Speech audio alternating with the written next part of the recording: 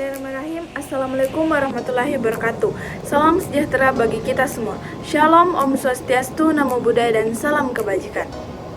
Perkenalkan, nama saya Sri Hikmah dari program studi akuntansi dengan NIM 2318200928. Mata kuliah Perekonomian Indonesia, dosen pengampu Bapak Muhammad Saiful, SPD ME. Baiklah, di sini saya akan memaparkan materi dari data yang sudah saya dapat mengenai PDRB kabupaten atau kota yang berada di luar Sulawesi Tenggara, di mana saya mengambil data PDRB menurut harga konstan dan menurut lapangan usaha kabupaten atau kota Sorong, yang dimana kita akan menghitung laju pertumbuhan dan kontribusinya.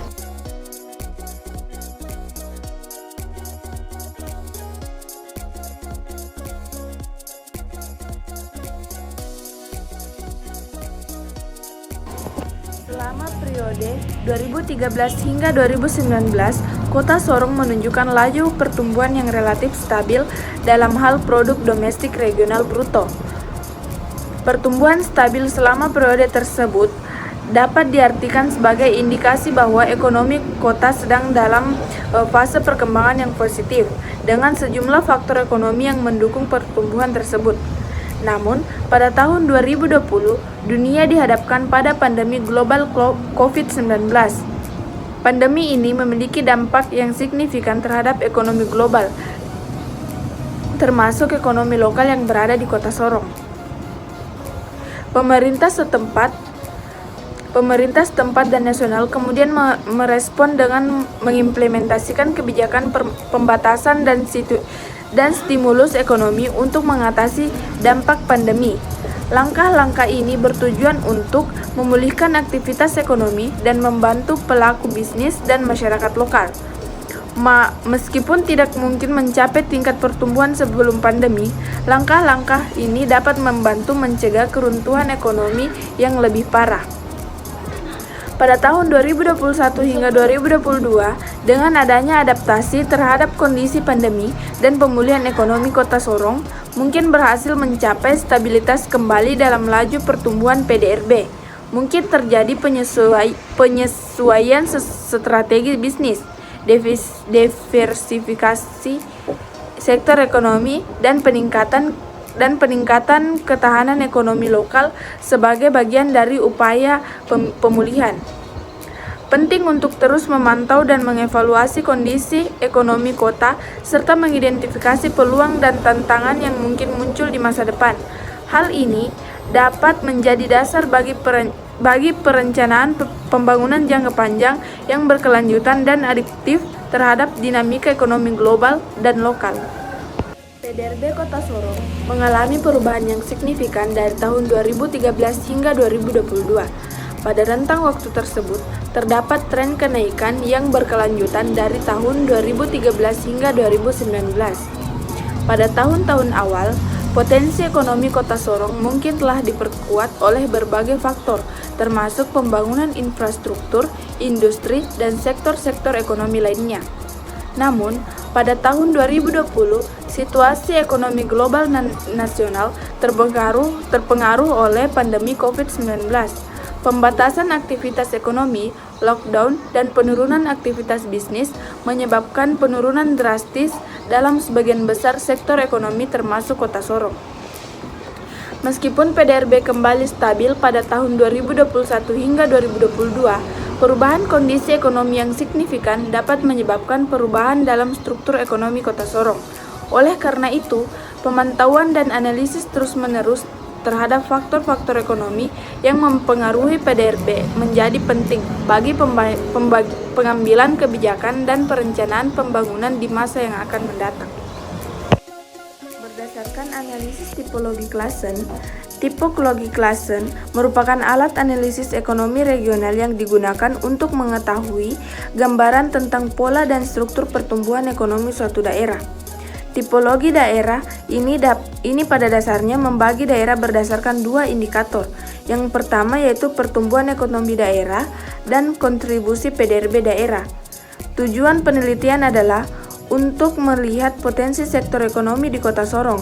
Berdasarkan hasil ekonomi tipologi Klasen dengan pendekatan PDRB di Kota Sorong, maka dapat dilihat bahwa beberapa klasifikasi sektor, Yang pertama, sektor maju dan tumbuh pesat.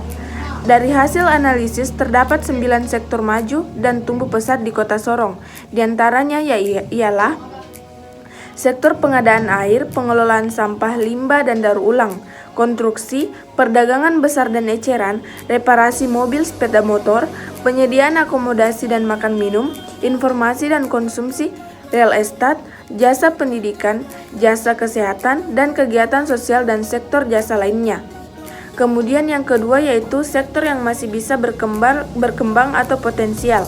Dari hasil analisis, terdapat satu sektor yang masih bisa berkembang atau potensial di Kota Sorong, ialah administrasi pemerintahan, pertahanan, dan jaminan sosial wajib. Kemudian yang ketiga, sektor maju dan tapi tertekan. Dari hasil analisis, terdapat 3 sektor maju tapi tertekan, ialah di antaranya sektor transportasi dan pengadaan, sektor jasa keuangan dan asuransi, dan sektor jasa perusahaan. Kemudian yang keempat, sektor yang terbelakang. Dari hasil analisis, terdapat 4 sektor yang terbelakang di Kota Sorong. Di antaranya ialah sektor pertanian, kehutanan dan perikanan, sektor pertambangan dan penggalian, sektor industri pengelolaan, dan sektor pengadaan listrik dan gas. Berdasarkan analisis Elki, dari 17 sektor ekonomi, terdapat 14 sektor yang basis atau unggulan dan 3 sektor non-basis. Dari tahun 2016 sampai 2020, di mana sektor basis yang terbesar yaitu sektor jasa keuangan dan asuransi, sektor informasi dan komunikasi, sektor jasa perusahaan, sektor perdagangan besar dan eceran, reparasi mobil dan sepeda motor, sektor jasa lainnya, sektor penyediaan akomodasi dan makan minum, sektor real estate, sektor transportasi dan pergudangan, sektor pengadaan air, pengelolaan sampah, limbah dan daur ulang, sektor jasa kesehatan dan kegiatan sosial, sektor pengadaan listrik dan gas, sektor jasa pendidikan, sektor administrasi pemerintahan, pertahanan dan jaminan sosial, sektor konstruksi sedangkan sektor non basis terdiri dari sektor pertanian, kehutanan dan perikanan, sektor pertambangan dan penggalian, dan sektor industri pengelolaan.